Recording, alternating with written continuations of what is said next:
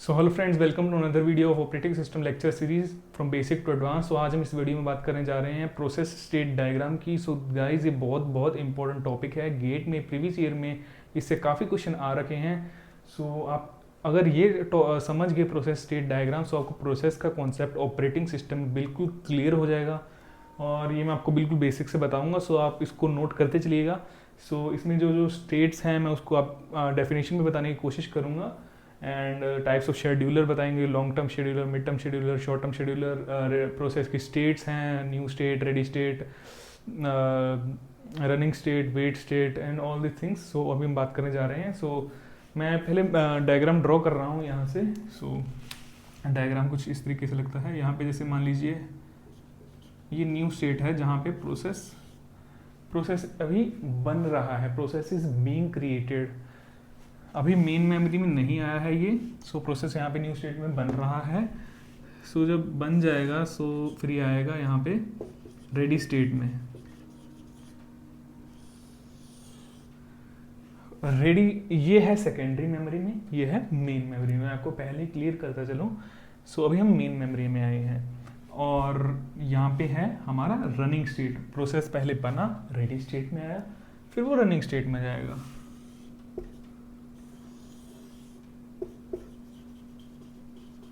सो running state में अब जैसे मान लीजिए प्रोसेस रन कर रहा है। मान लीजिए प्रोसेस P1 था, बना, रेडी हुआ, CPU में आया। सो ये था सेकेंडरी मेमोरी, ये है मेन मेमोरी और ये है CPU में जो एग्जीक्यूट हो रहा है। सो अब यहाँ पे आया। सो इसको अब मान लीजिए प्रोसेस P1 था, मान लीजिए कंप्लीट हो गया। सो यहाँ पे ये किस स्टेट में जाएगा, ये जैसे मान लीजिए यहाँ पे कंप्लीटेड है। सो ये टर्मिनेशन स्टेट में आ गया, प्रोसेस कंप्लीट हो गया। जैसे मान लीजिए एक और प्रोसेस, मान लीजिए बल्क में प्रोसेस आ गए, P2 से लेके मान लीजिए P20 तक आ गए। सारे प्रोसेस रेडी स्टेट में जाएंगे, सभी रनिंग में नहीं जा सकते। हमारे पास CPU जो है ऑपरेटिंग सिस्टम में, इस सब्जेक्ट में आपको मान के चलना है यूनिप्रोसेसर CPU है, जिसमें एक टाइम पे सिर्फ एक प्रोसेस आ सकती है। आपको घर वाले मल्टी प्रोसेसर वाले उससे नहीं एज्यूम करना है। ऑपरेटिंग सिस्टम का जो CPU है वो सिर्फ एक बार में एक प्रोसेस ही हैंडल कर सकता है। सो आपका कोर्स वर्क इसी हिसाब से है। सो आपको ये एजम्पशन मानकर चलना है। सो अगर यहाँ पे 1000 प्रोसेस भी पड़े होंगे बट ये एक बार में एक ही एग्जीक्यूट करेगा। सो मान लीजिए ये यहाँ पे प्रोसेस P2 आ गया, मान लीजिए एज्यूम कर रहे हैं कोई P2 V2 का कोई ऐसा कुछ नहीं है, बस मैं आपको बताने के लिए कर रहा हूँ। और मान लीजिए उसको कुछ प्रिंट कमांड देनी है। सो वो बाद में प्रिंट कमांड के लिए जाएगा तो IO में चला जाएगा। सो IO में तो CPU तो आइडल हो गया और प्रोसेस आएगी। सो उसको बाद में जैसे मान लीजिए IO उसका प्रिंट कमांड हो गया, सो वो बाद वापस किस में जाएगा, वेट स्टेट में जाएगा। सो ये वेट स्टेट है, वेट स्टेट बोल सकते हैं इसको। और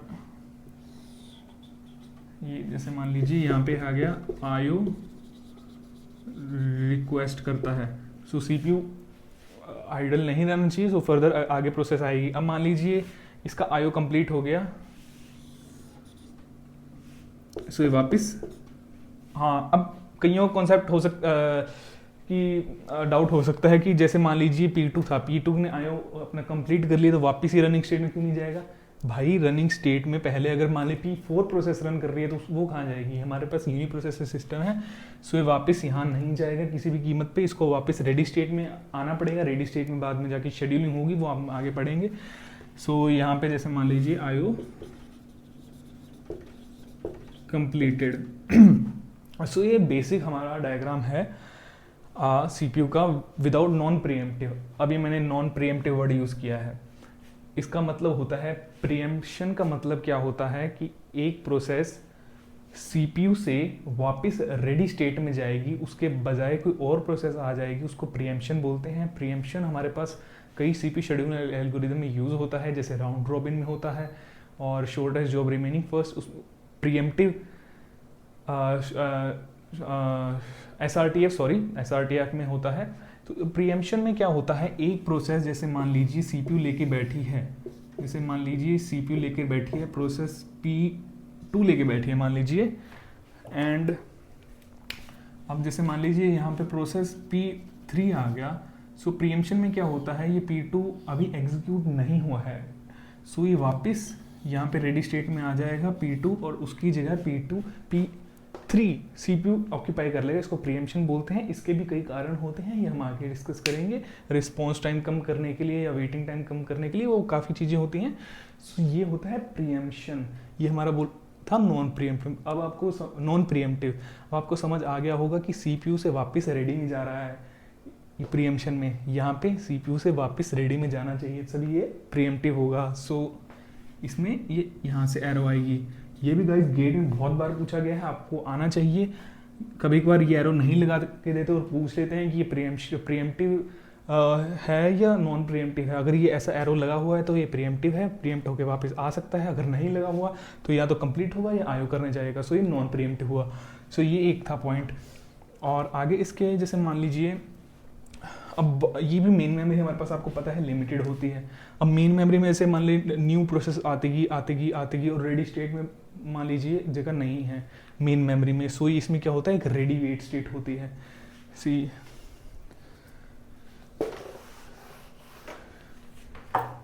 सो यहाँ पे एक हमारे पास रेडी वेट स्टेट है, ये होती है आपकी। मैं क्लियर करता जा रहा हूँ, आपको कंफ्यूजन ना हो, सेकेंडरी मेमोरी में। और इसमें क्या होता है, प्रोसेस अगर मान लीजिए यहाँ पे P100 तक होगी और मान लो 101वीं प्रोसेस आई है, तो रेडी वेट में चली जाएगी। और यहाँ पे अगर मान लीजिए कम होगी तो हम उसको वापस रिट्रीव कर सकते हैं वो प्रोसेसेस को। ये था रेडी स्टेट। अब ऐसे ही वेट में आपको पता लगेगा, ये भी हमारे पास मेन मेमोरी का है। वो इसमें भी अगर मान लीजिए प्रोसेस ज़्यादा होगी सो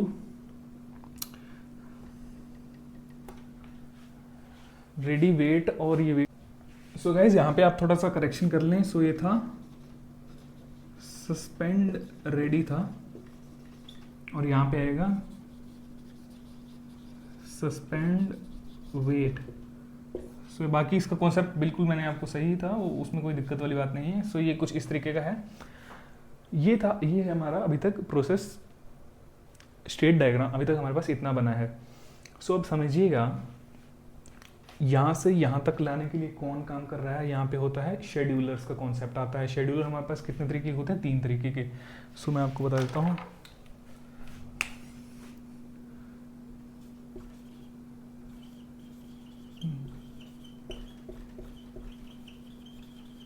ये इसकी मैं डेफिनेशन आपको अभी बताऊंगा इस वीडियो में।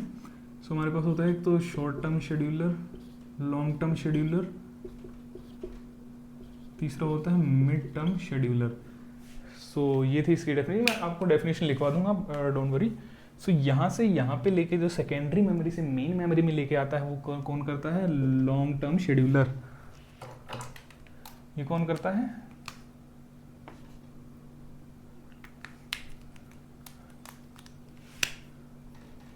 Long term scheduler.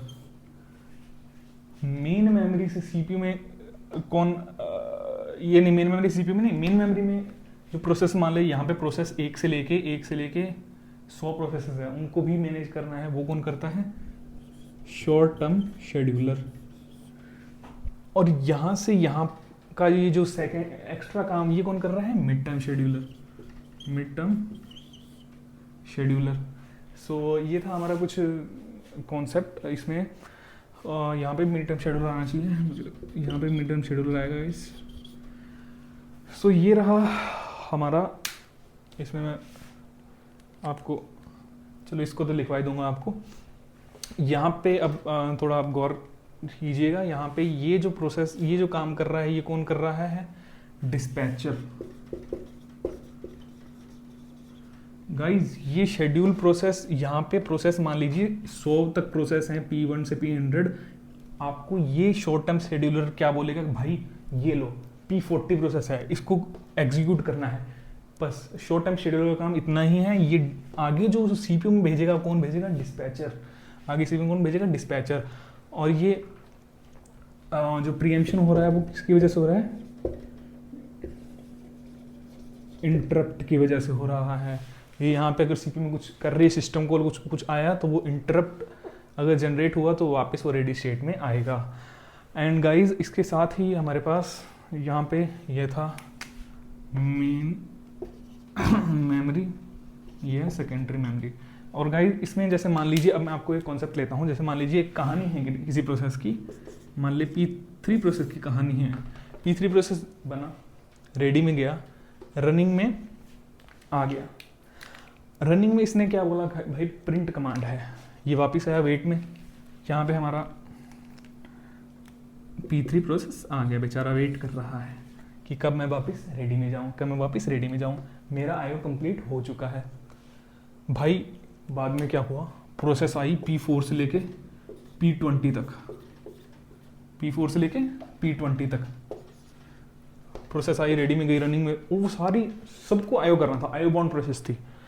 और यहाँ पे वो सारी प्रोसेस आ गई P1 से लेके P2, भाई वेट हो गया भाई फुल। मेन मेमोरी की बातचीत है, मेन मेमोरी आपको पता है कॉस्टली होती है, एक्सपेंसिव होती है, सब चीज़ होती है। अब कुछ को सस्पेंड वेट में जाना पड़ेगा। अब P3 क्या बोल, P3 मान लीजिए अनलकी था, सस्पेंड वेट में आ गया। अब बाकी भी वेट कर रही हैं, P3 भी वेट कर रहा है, पर P3 वेट क्यों करे, उसका आईओ कंप्लीट हो चुका है। मैंने आपको बताया गाइस, ये आके इसने पहले आईओ कंप्लीट कर लिया था, P3 का आईओ कंप्लीट है। अब भाई साहब इसको पहले ये यहाँ जाएगा फिर यहाँ जाएगा, ऐसा नहीं, इसमें एक एक्स्ट्रा एरो बनती है। वो एरो है यहाँ से यहाँ तक, ये यहाँ आ जाएगा सस्पेंड रेडी में, ना कि ये इसको वेटिंग वाले को, आईओ वालों को वेट करेगा। सस्पेंड रेडी में आएगा, जब यहाँ पे रेडी क्यू में कम प्रोसेस होगी वो डायरेक्ट रेडी में आ जाएगा, इसको वेट वाला कुछ ये सीन नहीं है। सो यहाँ पे इसमें इसका था IO completed but suspended. So guys ये एरो बहुत इंपॉर्टेंट थी, मैंने इसका आपको मतलब बताया बिल्कुल बेसिक से। सो ये आप समझ सकते हैं। सो ये रहा हमारा प्रोसेस स्टेट डायग्राम, इसमें ऑलमोस्ट सारी चीज़ें कवर कर दी हैं मैंने। ये टर्मिनेशन है, यहाँ पे प्रोसेस एंड हो जाता है। सो इसको आप गाइज नोट डाउन कर लीजिए, और अभी हम इसकी डेफिनेशन मैं आपको बताता हूँ। सो गाइज ये मैंने लिखा है अभी आपके पास, आपके लिए डेफिनेशन। टाइप ऑफ शेड्यूलर में आता है पहला long term scheduler, it is responsible for taking the new process from secondary memory to main memory. फिर आता है short term scheduler, it is responsible for choosing the most suitable process to be executed on the CPU। ये most suitable जो आपके पास है, ये आप अभी पढ़ेंगे CPU शेड्यूलिंग में मोस्ट सुटेबल कैसे निकालते हैं, आप शेड्यूलिंग एल्गोरिदम होती हैं। And it is mid term scheduler, it is responsible for taking the process from main memory to secondary memory to free up memory space for other processes. So ये रही definitions and different states of processes in process state diagram. So ये आपको अभी हमने discuss की थी new state. मैं आपको बता दूं, एक बार फिर से एक्सप्लेन कर देता हूँ। न्यू स्टेट में क्या होता है, प्रोसेस बन रही होती है सेकेंडरी मेमोरी में, इसके अभी रिसोर्सेज कलेक्ट हो रहे होते हैं, प्रोसेस कंट्रोल ब्लॉक बन रहा होता है, प्रोसेस आईडी जनरेट हो रही होती है, program counter and all the things, ये न्यू स्टेट में होता है ये सारा काम। रेडी स्टेट में क्या होता है, सारी प्रोसेस एकत्रित हो जाती हैं, वहाँ पे हम उसका बेस्ट चूज़ करते हैं कि आपके जो आगे एग्जीक्यूट कौन सी होगी। रनिंग स्टेट ये CPU में होती है, प्रोसेस रन कर रही होती है। वेटिंग स्टेट, अगर मान लीजिए प्रोसेस को आईओ के लिए जाना है, कुछ और प्रोसेस आ गई हैं। एंड टर्मिनेशन तब हो जाती है जब प्रोसेस का सब आईओ कंप्लीट हो जाता है, CPU भी कंप्लीट हो जाता है, सो टर्मिनेशन स्टेट में चलती है। सस्पेंड रेडी स्टेट में क्या होता है कि जब रेडी स्टेट में बहुत ज़्यादा प्रोसेस हो जाती हैं, सो कंजेशन की स्टेट में प्रोसेस को हम सस्पेंड रेडी में भेजते हैं to save the memory space. And suspend wait भी कुछ इसी तरीके से काम करता है जब हमारे पास वेट स्टेट बहुत ज़्यादा प्रोसेस आ जाते हैं। So guys thank you for watching this video.